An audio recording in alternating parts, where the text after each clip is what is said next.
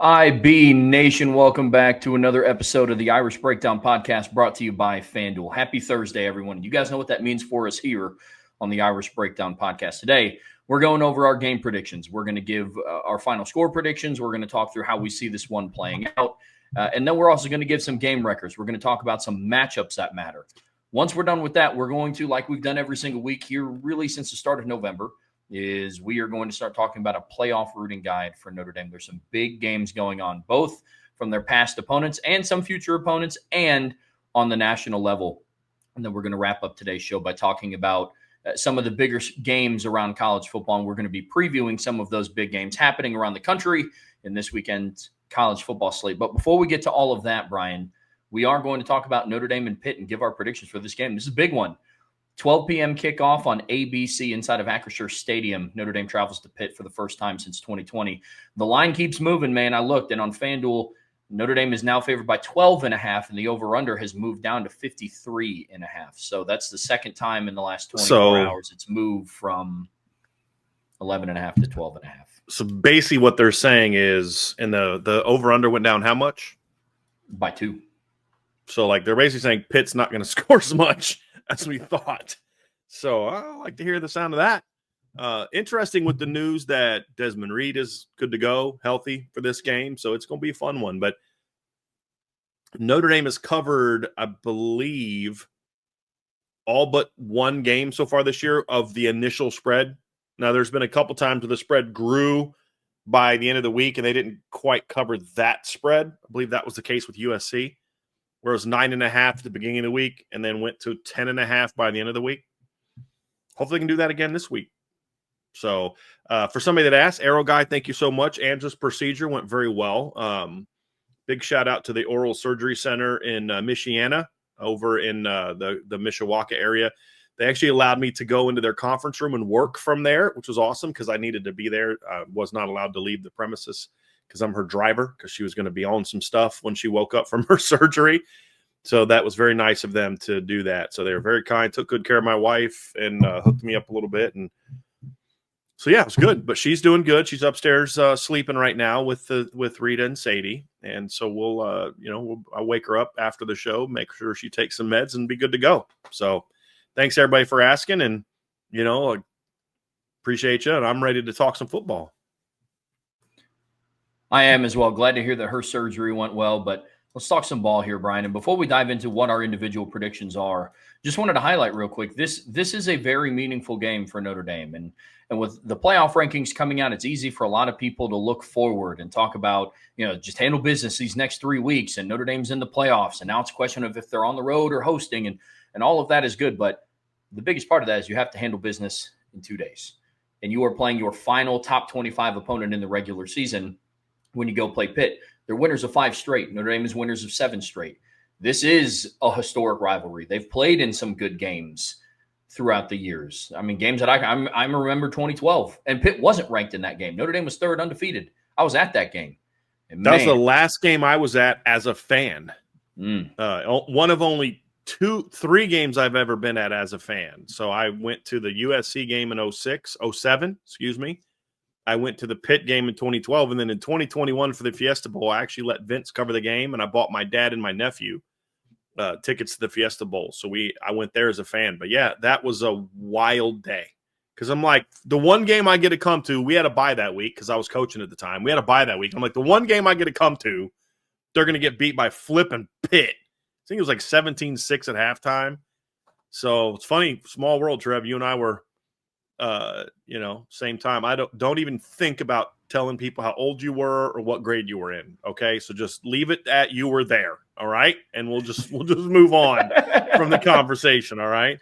I think I don't think my dad had to change my diapers in the. Oh, okay. All right. Well, everyone, it's been real. Appreciate Trevor being a part of what we've been doing in the Irish Breakdown, but Oh, that's good. Yeah. But no, it is a great rivalry. I mean, the 2018 game was like that too, Trevor. I mean, they were trailing in that game until the Ian Book touchdown pass in the fourth quarter, Miles Boykin. I mean, I just remember that first drive. You're like, oh, this is going to be one of those days, right? You have a quick, I think it was like 3 and out. And then I think it was Nico Fertitta jumps off sides on a punt. And then Pitt just goes on like this 19-play drive, and you're like, it's going to be one of those days. It's going to be one of those days. And Notre Dame got it done. Recently, Trev, it has not been as competitive. Notre Dame obviously blew Pitt out in 2015. You did have the 2018 game. The 2020 game was 45-3. The 23 game was 58-7. But I'll say this is a much better Pitt team than those two Pitt teams that Notre Dame dominated. So if Notre Dame wins this game 58-7 or 45-3 or anything like that, then that's one heck of a performance, because this is a much better Pitt team. Trevor, you said it, like, they're hot. I mean, they've got 5 straight wins, and other than the road game at Florida State, a game they won by 3, Pitt has dominated their other 5 opponents. They beat Boston College by 41. They beat Syracuse by 17. They beat NC State by 19, and they beat Stanford by 15. And I believe Stanford scored last in that game. So these are 2 very, very hot football teams. And we're going to see, can Notre Dame be the first team to hand Mason Heinzel a loss in his career? We'll find out. We are definitely going to find that out. It's a big one. And Notre Dame has a lot to prove in this game outside of just, hey, go out and win. We talked yesterday about the offense needs to stack consistency. For the defense, it's no steps back. This is going to tell us, okay, hey, this defense has arrived. Are you willing to play up to your standard now? That's the biggest question for the defense. So a lot goes into this, Brian, and this is a really interesting matchup to talk about. But I'm ready to talk some predictions. And, why don't you go ahead and get us started there, Mr. Trowbridge? We'll let the young buck start things off today. Yeah, I have Notre Dame winning this one. I don't think that comes as a surprise to many people, but I have Notre Dame winning this one 45-17, and that's a pretty wide score margin. But look, since Arkansas, we've been waiting to see this offense fire on all cylinders, and I was hesitant to predict it last week against Navy because you had yet to see it really since Arkansas. Glimpses of it against NC State. I think that Notre Dame had the better athletes across the board. I still think they do in this matchup as well. But I think something clicked for this unit last week. I mean, the weather was inclement. CJ was still throwing it all over the yard. The running game still found a way to be efficient despite Navy wanting to stack the box. There are things that this offense can do schematically to Pitt to gash them. Now, that means that Joe Rudolph and Mike Denbrock are going to have to work together to game plan a creative run game plan. But I've seen a trend that the run game was creative against USC. It wasn't that creative against Boston College and Navy. Why? I think that they kind of relied on, hey, our guys are just better than your guys, and we're going to be able to do stuff out of just our base offense. I don't think that they're going to do that this week. I think Notre Dame remains balanced on offense. Pitt has a stout run defense, and they are significantly more talented than the unit that Freeman faced in 23, like we talked about when Notre Dame won 58-7. But with that being said, Pat Narduzzi is 0-4 against Notre Dame, and only one of those has been by 1 possession.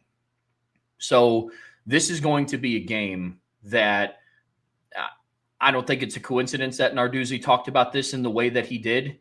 Not saying that that's just going to add extra motivation. The motivation for Notre Dame is to go out and dominate whatever opponent is in front of you, because that's what you have to do to handle business. I think CJ Carr is set up to have a field day. I honestly, against this really aggressive defense, he's going to have multiple opportunities for one-on-one shots. And like we talked about yesterday, I think they're going to do some of that early. This is a week where they'll have to utilize the pass to soften the run, in my opinion. Get Jeremiah Love and Jadarian Price going. I think Fields is going to have to win his matchup with Rashad Battle. Eli Raridan is going to have to win some of his opportunities and have some opportunities to make some big plays. And then, defensively, there's still a heavy emphasis on shutting down the run. I think the pass defense this is probably their biggest test remaining in the regular season. We're going to talk about it in a little bit here when we talk matchups, Brian. But yeah, I think this is going to be a week where we see the secondary as a whole play as a cohesive unit. It's like I said yesterday, it's, you see Leonard Moore here have a good game, or then you see Tate Johnson here have a good game. But then in between, it's kind of It's not everybody all inclusively. I think we see them play like a cohesive unit this weekend. So I really think that this is going to be Notre Dame from the jump, similar to the Arkansas game. I don't think Notre Dame's going to be up 42-13 or 7 or whatever they were at halftime against Arkansas. But I do think that they take a good-sized lead into halftime, and then this has been an extremely dominant second-half team, and I think Notre Dame puts it away. I think they win 45-17, Brian. So I'm going to change up the order a little bit because I want to kind of ask you some matchup questions now before I get into mine. What is the matchup? What's the one matchup on offense? And then I'll ask you the same question on defense that you think there's several important matchups in a game like this, but what's the one matchup on offense and then the one matchup on defense that you think is most important in this football game for Notre Dame to be able to win the game in the manner in which you're predicting? Yeah, on offense, it's Anthony Knapp. Anthony Knapp going up against Jimmy Scott. Jimmy Scott, like we said, is their most productive edge player on defense. One of their most productive D linemen on defense. He leads the team in total pressures. He leads the team in sacks plus hits on the quarterback. I think he's second on the team in tackles for a loss. Now, we talked about the level of competition this offense has faced lately, and it hasn't been that impressive. Now, we've also mentioned that this Notre Dame is doing to the lesser competition what you should. Anthony Knapp hasn't allowed, and I want to make sure that I'm saying this correctly, Anthony Knapp has only allowed 4 total pressures since Texas A&M and 1 sack allowed since Texas A&M, according to Pro Football Focus. Those are really, really good numbers. I have him down as having a couple more pressures than that, but even if you add the couple, that's 1 a game. Yeah. I mean, actually less than 1 a game. I have him down for 6 pressures since A&M, which is that's 7 games. It's less than 1 a game. Pressures, not sacks. Pressures. Yep. So, yes, he's been playing really good football. But now this is going to be his final big test going into really to finish the regular season. I'm predicting CJ Carr to have a really good game. But for him to do that, the offensive line, Anthony Knapp specifically, and Emil Wagner if he's matched up with Jimmy Scott, but specifically Anthony Knapp matched up with Jimmy Scott, he's going to have to take care of business. He's going to have to finish plays. If he gets beat, which is going to happen, that's not an Anthony Knapp thing. There's no left tackle that just doesn't get beat for an entire game against a quality opponent. But you have to finish the play. If you get beat around the edge, ride him out. You're going to have to do things and do your job correctly for CJ Carr to have that type of game. So if Notre Dame does win 45-17, then yeah, I definitely think that Anthony Knapp is going to have to do his job. How about on the other side of the ball? I said this is going to be a big test for the secondary. And the field corners specifically are going to have to do their work against Kataris Hicks and Raphael Williams. And field corners talking about Christian Gray and Devontae Smith at nickel, but for 2 different reasons. This is a really interesting matchup, Brian, because you look at Devontae Smith. I would say that, we're halfway through November, and I think that he's still a relative unknown to this defense because of health. Yeah. It's not an unknown as in he doesn't have the ability. But in terms of this coverage scheme, it's like I've seen Dallas Golden play more coverage at the nickel spot than I've seen Devontae Smith in 2025.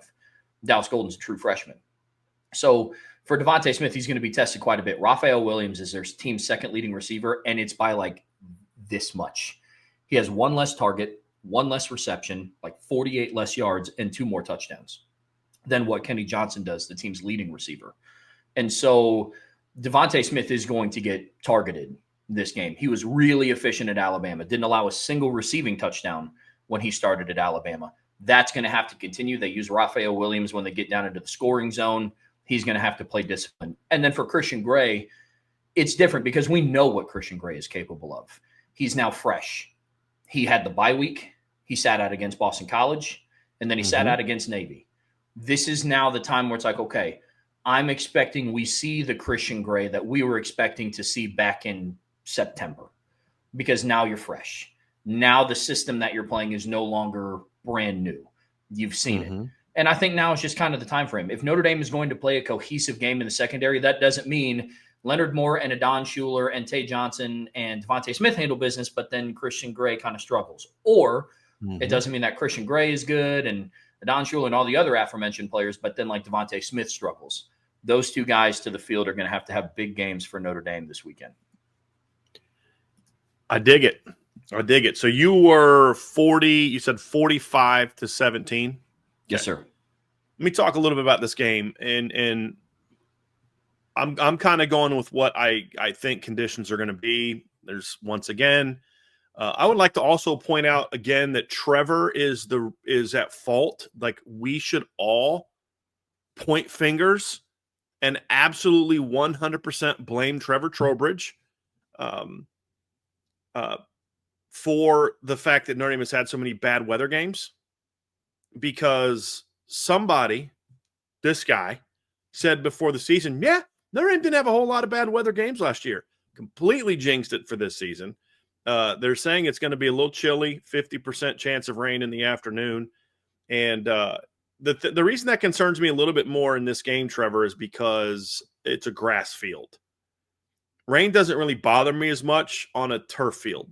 Just you don't slip as much. The ball just, for whatever reason, just doesn't sop up water as much as it does on a turf field or on a grass field, because the water kind of sits on the grass more when you put it in there. So that concerns me a little bit, especially playing against a Pitt defense. It's pretty good defending the run. But so like part of me thinks this could maybe be a little bit of a slow, like a lower scoring game because of that. And then the other part of me is like, I loved what the offense did last week. I still need to see it like stacked up a little bit in this game. And so my prediction, Trevor, is I do think Notre Dame wins this game relatively comfortably, but I don't think it'll be. I'm not quite ready to have the total points that I was really earlier in the week. The more I just look at the matchup, the more I break down film, the more I dive into this Pitt defense. You throw in what they do schematically with the fact that Notre Dame's got two starting offensive linemen that are still kind of feeling their way. And with the weather, and it's like I could see this being a little bit of a lower scoring game. So my prediction for this game was 34-13. Notre Dame winning 34-13. I had originally 34-16, but I took a score off because I think the weather hurts Pitt even more than Notre Dame. Because, yeah, Notre Dame's going to, may have a tough time running the football, but they have a pretty good – they still have talented running backs, talented offensive line, and they're still a good running team, whereas Pitt is going to have they're not even good running the football. And I think their offensive line is going to struggle a little bit more in this particular matchup. So, when I look at it, Trevor, I think the defense continues doing what it's been doing. I think this is a very good Pitt offense. I think they've done a lot of good things. I don't think they're quite as dynamic maybe as some of their recent numbers show. I think they've played some teams that just honestly aren't very good. And they've kind of beat them up. Notre Dame has played some of those same teams, and Notre Dame's offense wasn't as dominant as Pitt's offense was. I mean, look, Notre Dame's offense wasn't as dominant against NC State as was Pitt's, at least from a point standpoint. And then they obviously weren't as effective as they were against Boston College from a points or yards standpoint. So obviously there's some of that. Notre Dame was more yards per play against NC State, but they didn't have as many yards, obviously didn't have as many points. And Boston College was an interesting game because Pitt had 50 more yards and 23 more points than Notre Dame did, but Notre Dame averaged 8.3 yards per play, whereas Pitt averaged 5.7. 94-yard run helps out a little bit, I would say, but we just haven't seen this offense consistently look great. What we have seen, however, during the stretch is Notre Dame's defense playing lights out. And this is a defense that is very different than the defenses that Pitt has played. I mean, Boston College ranks 126th in the country in total defense, just kind of looking at the teams that Pitt has played during their current 5-game win streak. Florida State's defense actually surprisingly ranks 24th in total defense this season, but they have not played great football of late. Also gave up 440 yards to Virginia. And then you look at Syracuse ranks 124th in total defense. NC State ranks 122nd in total defense. And Stanford ranks 107th in total defense. And so this is a much different test. Notre Dame is 45th in total defense, but if you look at what Notre Dame has done, really just in recent games, they've been very dominant on defense. So just going back, starting with the Arkansas game, Notre Dame, I'm just kind of doing the math here real quick.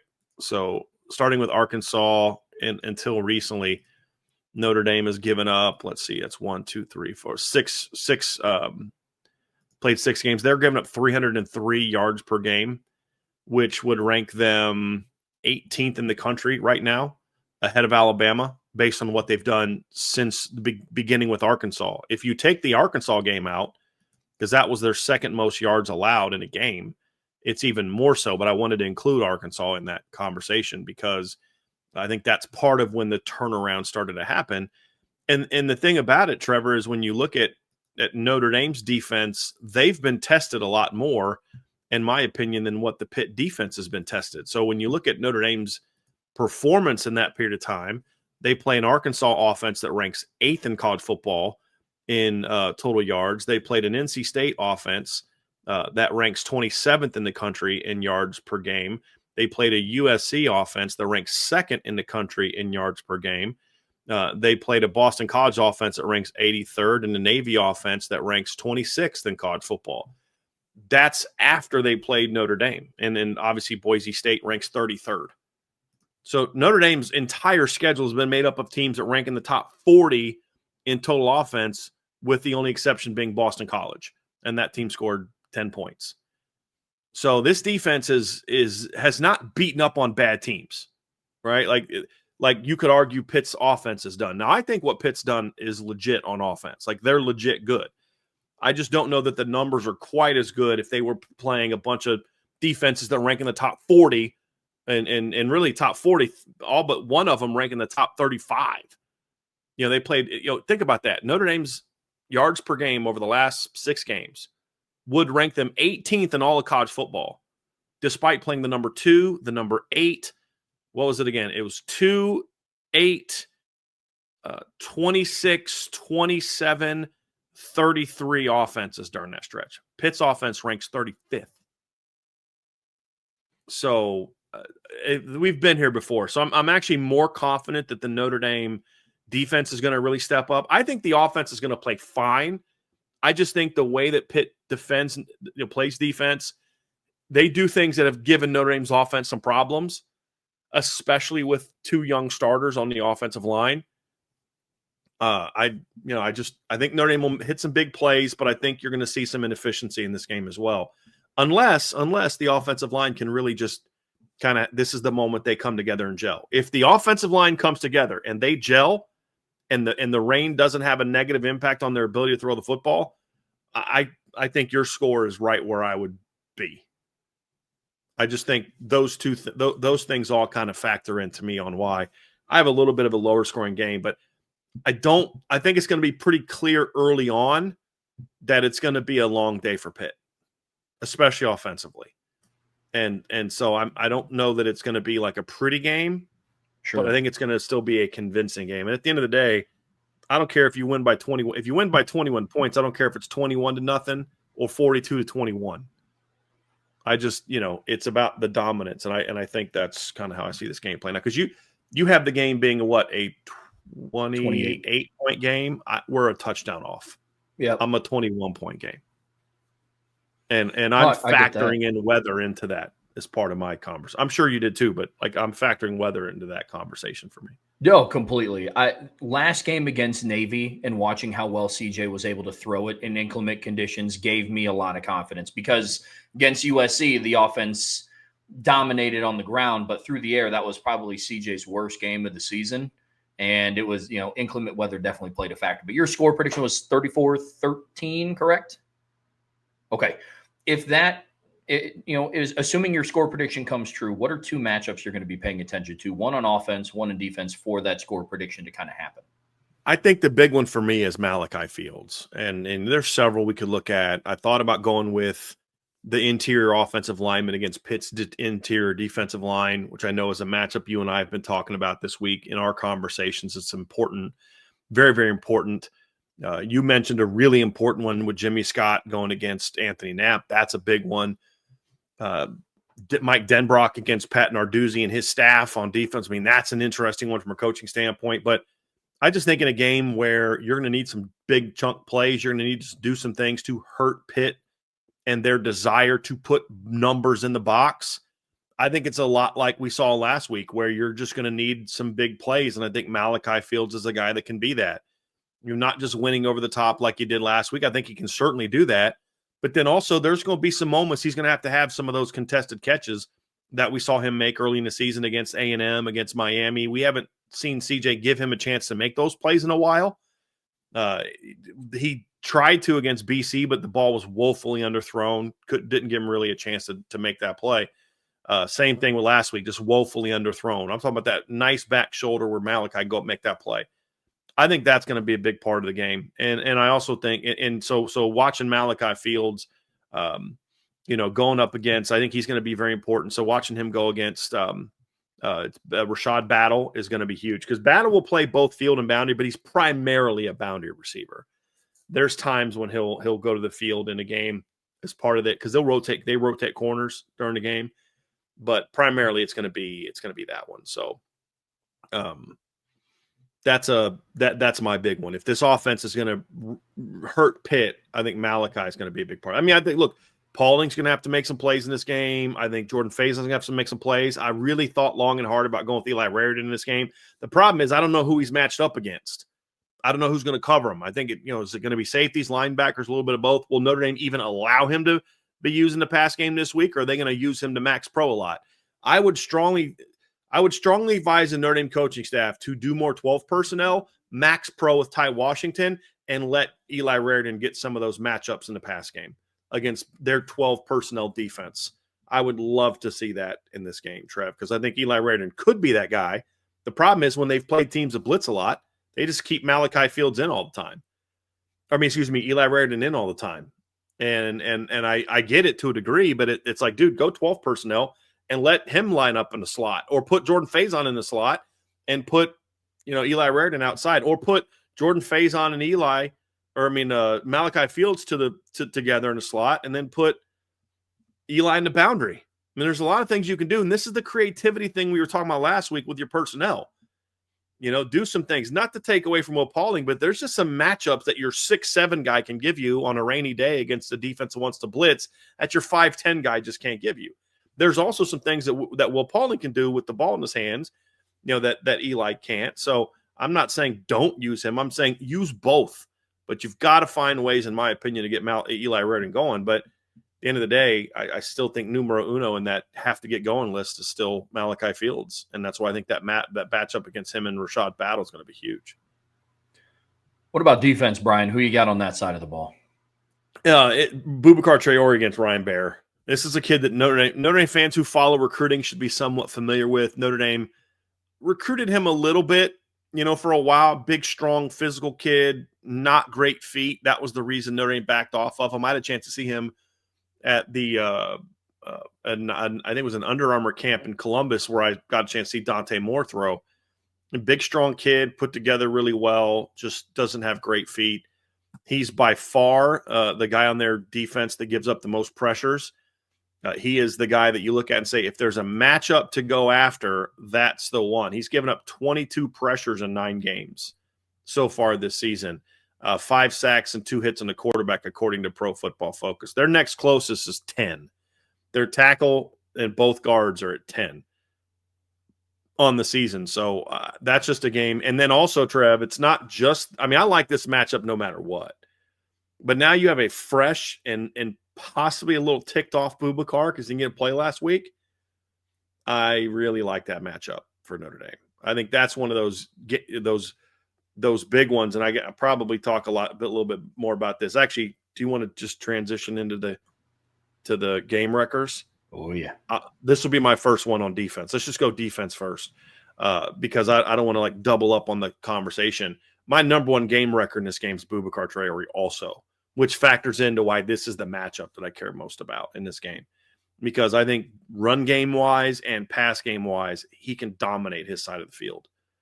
And I think that's a matchup where if Boubacar has a big game, I could see Mason Heischel just never getting comfortable in this football game.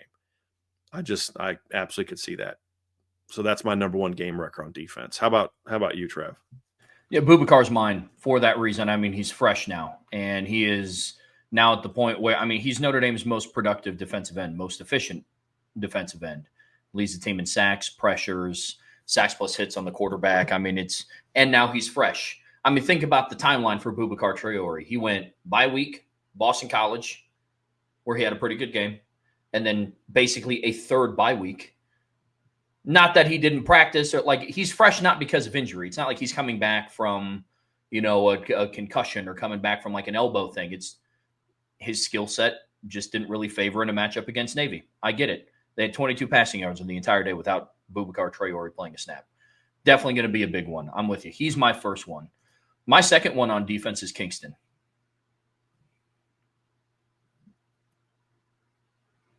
Real quick on that one with Boubacar, real quick. Just so we talk about why we think he's fresh. You mentioned the bye week, them playing BC, but if he wasn't going to play in the game on Saturday, he wasn't taking the same number of reps during the week of practice either, which means he just was kind of getting rest. I'm sure they had a contingency plan where if we needed Boubacar, we're going to play Boubacar, and they didn't need him. But that's the thing for me is like just the workload on his body between the bye week and then not getting as much work for the Navy game means he might have a little bit more pep in his step, which I think is smart for the staff to have done that because he is a kid coming off a torn ACL. He has had a couple games here where he's played a lot of snaps this season, like a lot of snaps in certain games. And so I do think it was wise to get Boubacar a chance to rest because he's now the number 7 player on the defense in total snaps. I promise you he was, a lot higher than he had played 60 snaps against Boston College, 54 against USC. He's basically had 2 bye weeks in between those 2 games. So, I think this is going to be a game where he's going to have some fun. And he had 10 pressures combined in those 2 games, by the way. So, my second game record on – what's that? I'm looking forward to it. Yeah. My second game record on defense is Kingston Viliamasa for a couple of different reasons. One, we talked about how important it was going to be for Notre Dame to maintain their level of dominance in the rush game. That has been absolutely huge for this team. I mean, they've only allowed, I think it's 87.4 rushing yards per game in their last 5 games. That's a really impressive stint. They gave up their first 100-yard rusher of the season last week, and it was against a triple option team when Woodson went for over 100 in the first half. Against a triple option team, mind you. That's not a traditional running back. You defend the triple option differently than who they held over 100 yards below their season rushing average. Just exactly note that. Yeah. But Kingston is my game record for this one twofold. One, because he's going to play an important role in shutting down Pitt's run game. I think that there will be times where he will be matched up with Desmond Reed in the pass game as well. Desmond Reed is one of their best receivers, like receivers as in total pass catchers. He's their 4th leading receiver on the team, and he's missed like 3 games. He's a very productive player. Against Florida State, he had 8 catches for 155 yards and 2 touchdowns. I mean, that's really, really, as a running back. And they weren't lining him up in the slot. Like they didn't do what West Virginia did in 2012 with Tavon Austin and just like made him a running back for the game. Mm-hmm. Like he did all of that production from the backfield. I mean, shoot, man, right now, Desmond Reed is projected to have more receiving yards on FanDuel than what Eli Raridan is supposed to have. And that's Notre Dame's number 1 tight end. I mean, they think really highly of this kid. I think his line is set at 33.5. And so Kingston has been pretty good in pass coverage this season. That's been the one aspect of his game that I've been really impressed. He's gotten a lot better. If you go back and look at the first couple games, it wasn't great. But it wasn't great for any of the linebackers. But like something kind of clicked beginning with Arkansas when he made that one play. Now, I'm not saying it clicked like making that play, all of a sudden he got better. I'm just like, that's when you saw, okay, it's clicked with him. Mm-hmm. And he's been very good. I mean, and kudos to Max Bulla for the job he's done to get these linebackers so good in coverage. But like Kingston was really good in coverage in high school. He struggled in that regard last year as a freshman. First couple of games, not great, But yeah, he's been very good. Just his awareness, his instincts, his ability to see routes, jump routes, and then of course he can also rush the quarterback. So yeah, he's playing him and Bowen as a duo are playing at an elite level. And Jaden Alsbury is playing some of the best football of his career right now, too. But there's nobody that's as good all around as Kingston. Nobody can rush the quarterback and cover and play the run the way that he can because he has that special pass rushing knack, Trev. So it's like, to your point, on one play he may be covering Desmond Reed. The next play he may be going after the quarterback. That's a very important role. Yeah, and he will also have his matchups with Ryan Baer, who has allowed one of the higher pressure totals on the offense this year. But I mean, in coverage so far this season, Kingston he's been targeted 11 times. He's given up 8 receptions. He's only given up 50 yards. receiving. He hasn't allowed a touchdown. He has 1 interception, 2 pass breakups. Like, he's been very good in coverage, especially the last 5 games. That's going to have to continue because he, along with the safeties or the nickel, Devontae Smith or Dallas Golden, if they get matched up alongside Desmond Reed, like, they're going to have to do their job in this one. That's going to be huge. So for those reasons, Kingston is my second game record. What about you? Jared Dawson. He's playing great football.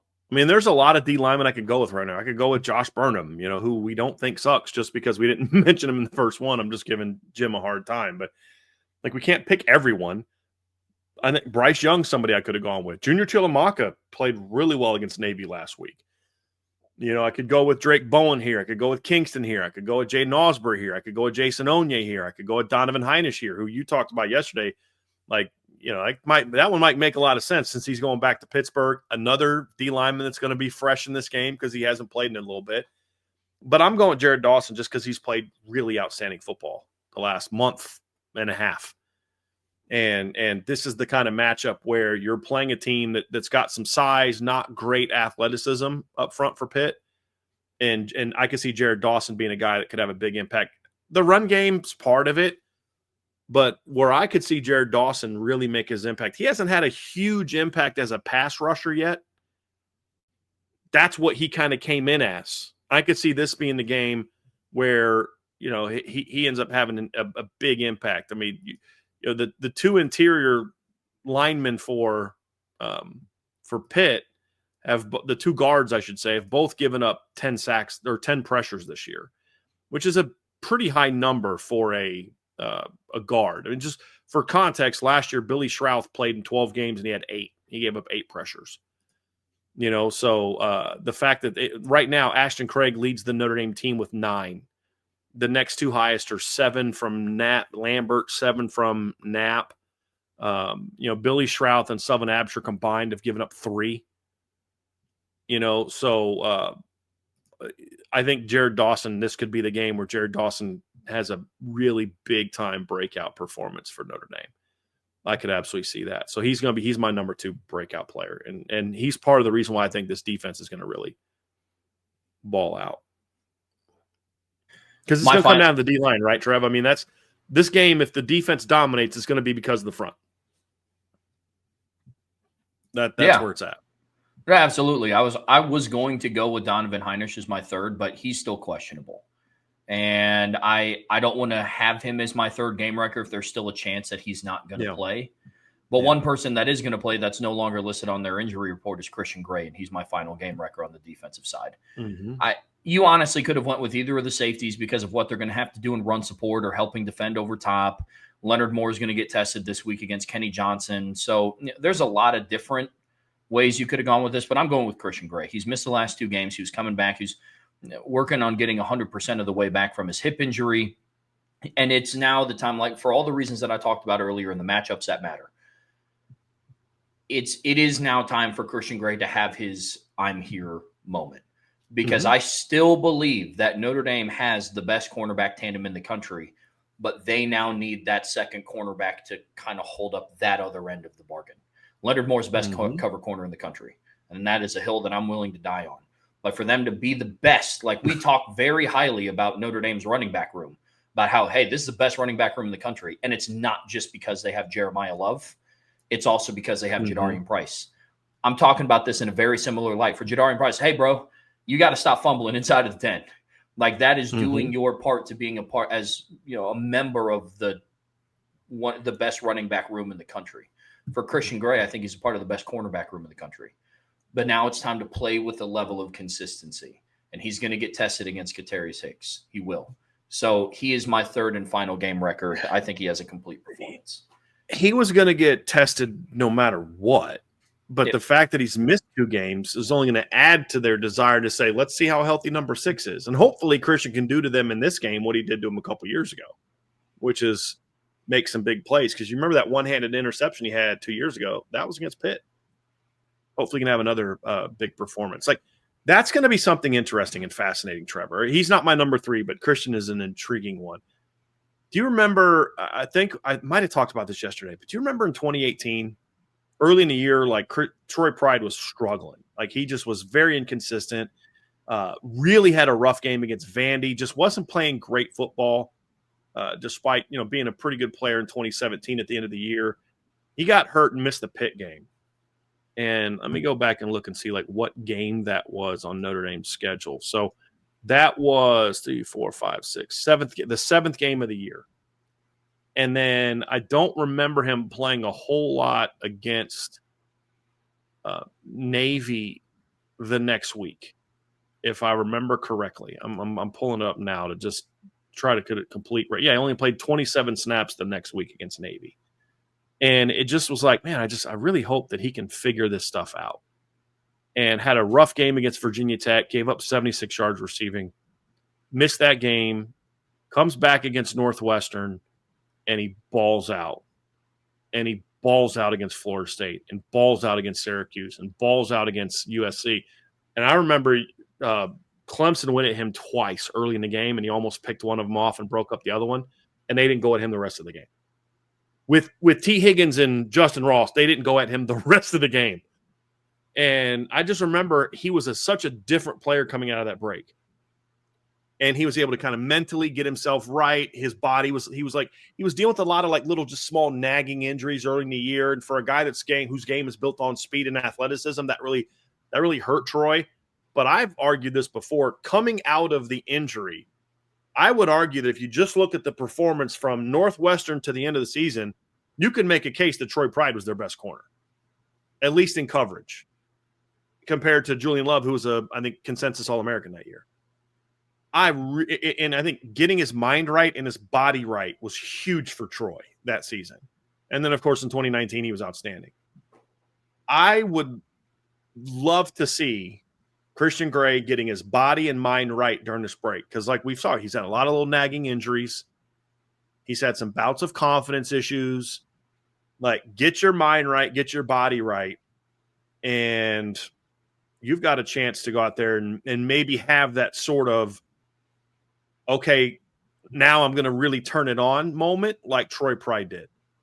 And if he does, this is a game where you're going to see that, to your point, Trev. If that turnaround is going to happen, this game will show that. Or it's just going to be, okay, Christian is who he is. He's going to have some really good snaps and some really not very good snaps, and you just have to learn to live with it. But I'm very curious to see that one. My number 3 is Tay Johnson, because if we're right about Boubacar and Dawson, and you've mentioned Donovan Heinisch, who, if you knew he was going to play, would have been potentially one of yours. Bryce Young is playing better and better every week. Josh Burnham is on fire lately, which we've talked about. I think the pressure is going to be there, and I think the guy that can make him pay the most for that is going to be Tay Johnson. I think this is a game where Tay is going to have to prevent some big plays with his range, open field tackles. Maybe there's a blown coverage on Desmond Reed, and it's up to Tay to make sure it only goes for 30 and not a 60-yard touchdown. But I think he's the guy that could really make Mason Heinschel pay if the front can really pressure him. And I just think his range and the way he's playing right now, Trev, just gives Notre Dame a really unique element that, I would even argue they didn't have last year, because they're using Tay differently than how they used Xavier last season. So when I say they didn't have last year, it's not to say that he's playing better than Xavier. It's different. It's a different type of element than what they had last year, where they have someone who can truly play sideline to sideline on the top of the defense in a single high look, and also come down and rob the alleys and perform at a high level. So I think this is a game where you could really see Tay make a huge impact in this game. And you think about what he did against Boston College. He had 2 picks and almost had a third, and I just think he's a guy that's poised for a big couple game-changing plays in this game. So that's my final one for my game wreckers. Let's talk offensive game wreckers here, Brian. And for me, I don't know how it was for you, but offensive game wreckers was very straightforward. My first one is CJ Carr. I talked earlier this week about Notre Dame's inconsistencies on the road. One of their consistencies on the road has been CJ Carr. Even in his first career start on the road against Miami, completed 63% of his passes, 221 passing yards, threw for more yards than what Carson Beck did. He had 3 total touchdowns. Had a passer rating of 145.5. In their next away game, he went 22 of 30 for 354 yards, completed 73% of his passes and 4 touchdowns. One of the lone bright spots on offense in the Boston College game that was super sloppy. One of the reasons why they did win by 15 and still win by double digits is because Carr completed 72% of his passes, 299 yards, 2 touchdowns. Picked up a first down with his legs as well. And so he's my first game wrecker in this one. This is your final big test of the regular season. You need your dudes to be dudes. And Notre Dame's starting quarterback has been playing like a dude this season. And so he's going to be in it will be a hostile environment. It's a sold-out stadium. You're playing against a very athletic defense. So this goes even beyond the performance of what he does from a numbers perspective. This goes into making sure that you're in the correct checks. Pitt's going to throw a lot at you. They're going to slant. They're going to twist. They're going to send additional pressure. CJ, on top of the offensive linemen doing their job, is going to have to make sure that the protection is set correctly. He's done a good job of that over the last couple of weeks. That's going to have to continue. And so CJ Carr is my number 1 game wrecker in this one, Brian. So I have a game record that's not part of my 3. There's just a given that we talked about yesterday. Your stars have to be stars, and there's one bona fide star on this team. And I would argue that means that it's not even about Jeremiah Love. It's about Mike Denbrock. If Pitt's going to just clog the box, you just say, well, guess we're not running the ball today. Guess we're not going to get our star the ball. What are some things they can do to say we're going to still get him the football? We saw that last week with the 27-yard gain. I'd like to see a little bit more of that in the pass game. They didn't need it last week. I think it was very clear on the first series that there were things in the game plan that were going to be, let's get Jeremiah the ball if they're not going to be doing these things. If they're going to be doing these things, right, with the run game. But it just was very clear earlier, like, dude, they're not going to cover Malachi Field. So, but you don't just have that one angle route and then like, all right, cool, we used our one bullet for Jeremiah Love in this game. You know what I mean? It's just they didn't need it, so there was no need to go back to it, right? So to me, it's more about, okay, what's Mike Denbrock going to do to make sure that Jeremiah Love has an impact on this game? Because that's what's so unique about Jeremiah Love is you can put 8-9 guys in the box and say he's not going to run the football. Fine. He had 8 carries for 23 yards. All right. But he's such a weapon that he could also end up having, 7 catches for 90 yards or 100 yards or 120 yards. I mean, you go back and look at the Arkansas game, Trev, and, Jeremiah Love didn't rip up Arkansas running the football in that game. I mean, he had 57 yards on 14 carries, 4.1 yards per carry. It's a little bit misleading, a tad, because he had 2 really short touchdown runs. But they were like, look, we're not going to let Jeremiah Love run the ball on us. I mean, they were so keyed on him when he was in the game as a runner. So what did Notre Dame do? They threw him the ball 5 times for 70 yards. And including on first drive of the game, he caught a corner route out of empty. Like, those are things I want to see in this game. Now, the weather could maybe make that a little bit harder to do in a game like this because it was beautiful, sunny, and no wind against Arkansas. But what does he do to get Jeremiah Love the football? That's more of my game record, because if you do things to get Jeremiah Love the ball other than just handing the ball on inside zone and mid zone all day and duo all day against an outnumbered box, then you could limit what he does. But Mike Denbrock's been pretty good this year at finding ways to get him the ball in big games. And he hasn't necessarily needed to do it in some other games, Trev. I mean, like I said, last week he didn't necessarily need to do it. But Jeremiah caught 4 passes against Miami. He caught 4 passes against Texas A&M. He caught 5 passes against Arkansas, 5 passes against USC. So, they've definitely been willing to say, hey, look, we're going to have to find other ways to get him to football in some of the bigger games. So somebody asked, why doesn't Denbrock spread them out when they try to load the box? He does, which is why they annihilated Pitt, Navy last week throwing the football. That's why they threw the ball so well against Boston College. That's exactly what he did. But so he's number 1 for me as a player, as overall. My number 1 player is the same as yours, CJ Carr, because you're starting to hear some of the whispers. Oh, I'm hearing it this week. It's like, when something's said by a couple people, then everybody jumps on it and runs with it. I'm hearing CJ Carr's been great, but he wasn't great he hasn't been good in some of the big games. I'm like, are we just going to pretend that Texas A&M wasn't a big game? We're just going to, he wasn't very good against USC. Wasn't very good against Miami. Just agreed to disagree on the Miami one. He had the one bad turnover, but CJ also is the only reason you were in that game. And he was pretty darn good against Texas A&M. But that's the narrative now. And now that's the one that I've heard. I've never heard a single person say that until this week. And now I've heard like 7 or 8 different national analysts make that statement. Well, he hasn't been good in some of the bigger moments. I read it in an ESPN article. I listened to Josh Perry say it. So, okay, fine. I mean, that's what comes with the territory when you're the starting quarterback in Notre Dame. You're going to get extra scrutiny. That's fine. That's why you come to Notre Dame. This would be a great game for CJ to say, okay, I don't handle big games, huh? Okay, cool. Pitt wants to put a bunch of guys in the box and force me to beat them, huh? Cool. All right, let's do it. Bam, let's go out there and have a big game. And he needs to do that. He needs to have that game. Now, the offensive line needs to help him, but he needs to have that kind of performance. I want to see CJ Carr kind of have that. What do you have to say now kind of performance in this game? That's my number one game record. What's number 2 for you, Trev? Malachi Fields. I'm going to say it every time they have a big game, and I'm going to continue to say it every single time they have a big game. It's games like this why you brought Malachi Fields into South Bend.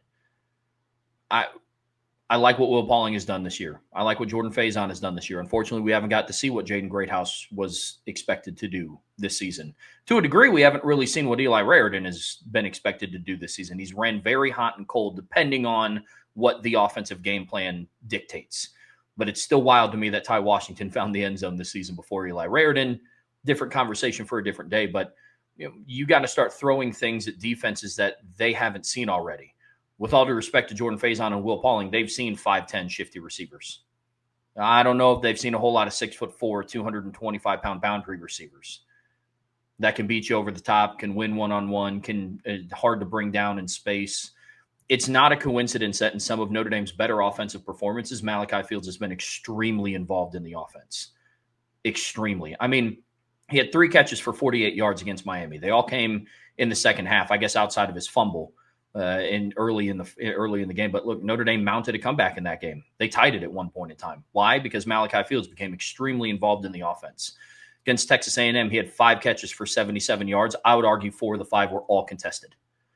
It's not like he was just running free on a drag route. He was going over the top of Will Lee in 80% of his receptions. That back shoulder catch he had against him was pretty nasty. Yeah, it was. Got to see more of that. I mean, against Purdue, they opened it up with a 66-yard bomb to him. They only threw it to him one more time and still went for 12 yards. Against Arkansas, he had 3 catches for 72 yards. One of those came on the fake punt, but I would argue he would have still been at that. I mean, he opened the game. I think it was early in the game. He had a big play called back by a holding penalty, I think. Or it was negated by some offensive penalty. So, Malachi Fields has been, I mean, look at last week. Notre Dame put 49 offensive points up on the board. He had 4 catches for 97 yards. And if CJ Carr didn't fumble the play action fake, he would have been over 100. He would have had 5 for over 100 and a touchdown. Mm-hmm. And so Malachi Fields is my second one. We've said it all week in games like this and big matchups. You need your guys, your dudes to be dudes, your stars to be stars. And that's Malachi Fields for this receiving core. Yep. I'm with you. I got nothing to add. You're going to need, it's everything I already said earlier in the I did the same thing earlier. Sorry. It's all good. Luckily I was muted. I was like, I'm like banging my mic around. But no, everything I said earlier in the matchups thing is spot on. You're going to need Malachi to make some big plays in this game. This is the kind of game you brought him in here for. So yeah, I expect him to have a big game. Last one I'm not going to spend too much time on here because we've talked about him a lot already, but it is Anthony Knapp. He's my final game wrecker for everything that he's going to have to do in the run and the pass game. Anthony Knapp has always been solid in the run game. He's going to have to be more of that this week, and he's also going to have to do, really his best against Jimmy Scott, their most productive defensive end, to keep CJ Carr's blindside clean. Because for all the things that we talked about, what Mike Denbrock is able to do, and what CJ Carr is able to do in this game, what Malachi Fields can do in this game. It's all going to be for naught if CJ Carr gets pressured, and Anthony Knapp is going to have a really good game. And he's had really good games up to this point. Like, he is now showing that, to people like me, he is showing people like me, say, hey, Trev, this is what you should expect from the left tackle at Notre Dame. I agree. That's what I expected to see against, NC State and Boston College and Navy and USC and Boise State. Now it's time to do it against another ranked opponent. And so this one's going to be huge. Anthony Knapp is my last one. Mine is a complimentary player. One of two complimentary players needs to be a game wrecker. And it's either Jadarian Price or Eli Raritan. We've already talked about CJ, J-Love, Fields. Games like this, you're going to have complimentary players. A lot of times are going to have to make some of those big plays. Maybe they don't have the 9 catches for 120 yards, but where it's like, okay, we're going to kind of really focus on taking this guy out of the game. And you think back to the NC State game where NC State, remember what Malachi Fields up to that point in time in the season was doing. He was your most productive receiver, he was your best receiver. He was coming off a pretty good game against Boise. He had a big game against Arkansas. He had 3 straight 70-plus yard games and was a big play weapon. And NC State was like, yeah, we know this guy. We've had problems with him before. We're going to take him out of the game. And they basically shut Malachi out because, look, you can take any receiver out of the game if you want to put 2-3 guys on him or, make sure that all the 3 zones around him are handled. So what happened in that game? Eli Raritan went 7 catches for 109 yards. Like that, you think of the Florida State game last year where Florida State was like, whenever number 4 was on the field, Florida State's entire focus, 11 dudes, 4. And he had something like crazy, like 13 yards on 9 carries, something crazy like that. I'm actually going to look at his stat line because it was just like a ridiculously bad stat line because the team was completely focused on him. He had, let me go back to that. It was 19 yards on 9 carries. So I wasn't that far off. So what happens? Jadarian Price comes in the game and rips off a 65-yard touchdown run that sparked the offense, and then the route was on.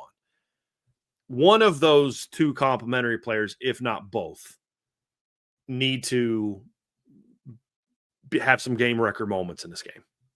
No question. I think of like Pitt in 2020. They were not going to let Kyron Williams beat them. They were not going to let Javon McKinley beat them. So who'd they leave in one-on-one? Ben Skoranek. Ben Skoranek, baby. And he went off. You know what I mean? Like, that's what I'm saying. Like, those complimentary players step up in those moments. Yeah. And I think Eli and Jadarian, it could be Will Pauling. I'd count him as a complimentary player. It could be a KK Smith. I'm going to Eli and Jadarian because I think they're your 2 best.